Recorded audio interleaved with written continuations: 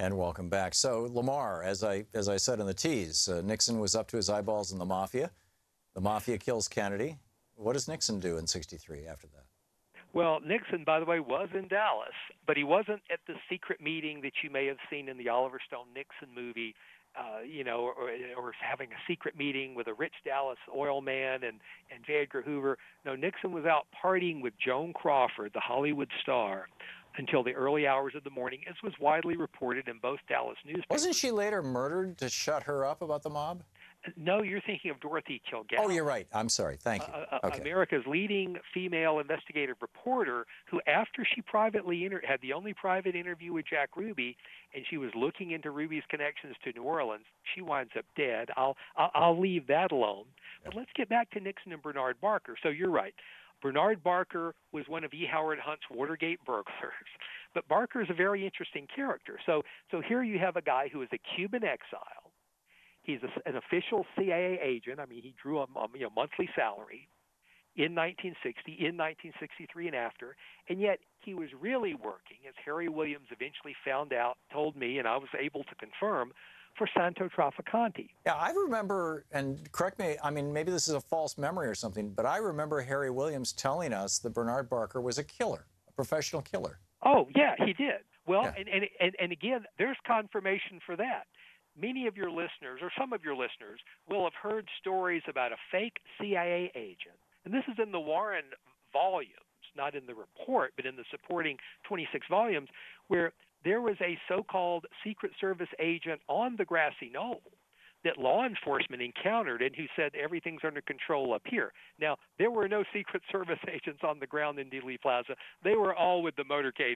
Whoever claimed to be Secret Service on that Grassy Knoll wasn't Secret Service, and they were part of the assassination team. Right, and the assumption is that was Bernard Barker? Well, there are two independent witnesses, including a Dallas deputy sheriff, identified Bernard Barker as being the fake Secret Service agent on the Grassy Knoll, as a CIA agent and Howard Hunt's assistant. He could get that kind of fake credentials. Right. And in a lawsuit, Bernard Barker testified under oath that he saw with his own eyes the assassination unfold before his eyes. He claimed he was watching a live broadcast of the Dallas motorcade when he saw JFK killed, but there wasn't even a live broadcast in Dallas.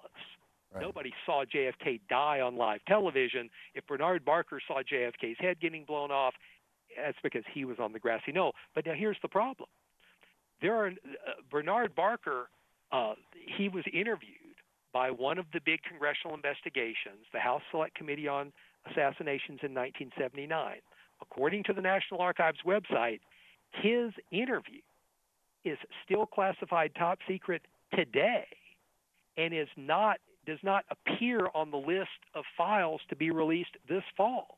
Wow. And so he's a great example of. Well, he was the linchpin. I mean, he was the guy who tied the CIA to the mob in a way that allowed the mob to know what the CIA was up to, so that they could make it look like it was Castro and get the CIA and the rest of the Nixon or Johnson administration freaked out enough to cover the thing up. And he even handled the payoff for the CIA to Commander Almeida in Cuba. So he knew all of the deepest, darkest secrets. Wow. Lamar Waldron on the line with us. The secret history of the Kennedy, the John F. Kennedy assassination. His book about Watergate is brilliant. The books that we wrote together, Ultimate Sacrifice, Legacy of Secrecy. Lamar, we have 90 seconds left in the show. What message do you want to leave with people? Well, is that people need to look at who their senators are.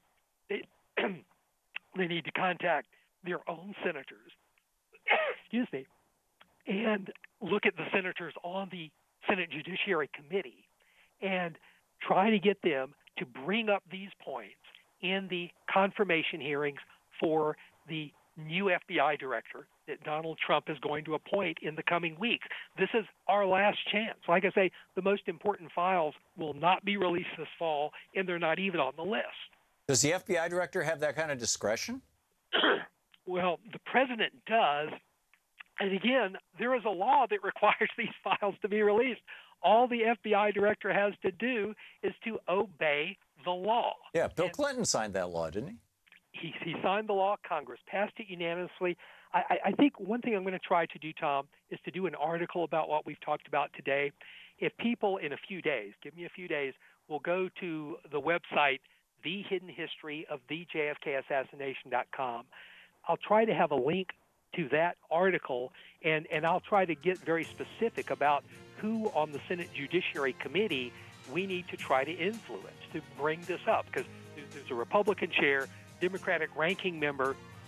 Every senator can talk to their Senate colleagues and say, look, someone needs to bring this up, and this may be our last chance. There we go. Lamar Waldron. Thank you, Lamar. Thank you so much, Tom.